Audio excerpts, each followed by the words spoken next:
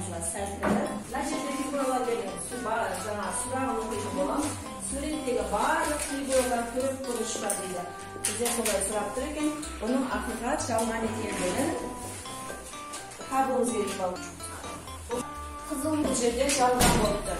Көршілер аясында бізде әр пікірдің ақиқаттығын немесе жалғандығын анықта дейді. Енді 5-ші сұрақта 120 саны 60-тан 2 есе артық дейді. Ақиқат па жалған? Ақиқат.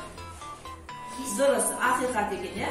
Кез келген төрт бұрыштың 3 төбесі бар дейді. Ақиқат па жалған ба? Жалған. Жауабын көретін боламыз.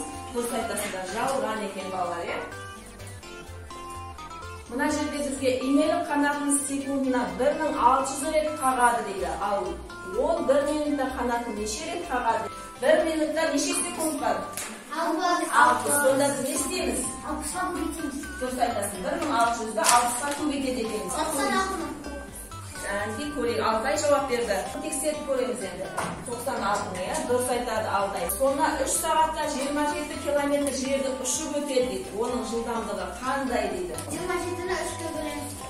Әнде дұрыс жауапты тексеріп көреміз қазір. 9 километр сағат дейді. Ол сағатына сонда 9 километр жылдамдықта ұшатын болған екен. Мына жерде есептің дұрыстығын тексер дейді бізге. 8602. Мына бөлеміз.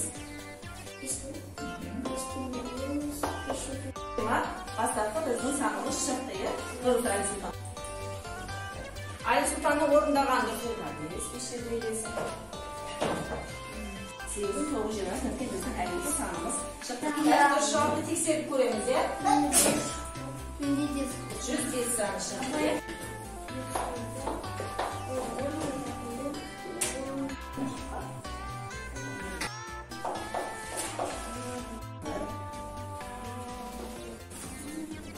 Одан еңсі 10 ма? 90.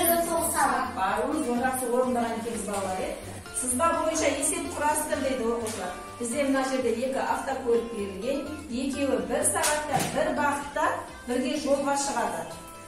Осының енді біреуінің жылдамдығы сағатына 70 км сағат. Мына автобустың жылдамдығы 100 км сағатына. Енді бұл жерде уақыт белгісіз, ара қашықтық 90 км. Енді бізде бұл жерде сұрақ тұр ғой, қанша сағатта екеуінің ара қашықтығы 90 км сағат болды дейді. Кім шыққысы келіп бір тақтаға? Шартын құрып аламыз. Бізде 100 км сағат, ара қашықтығы 90 км болған екеуінің. Сағаттарына өте жақсы.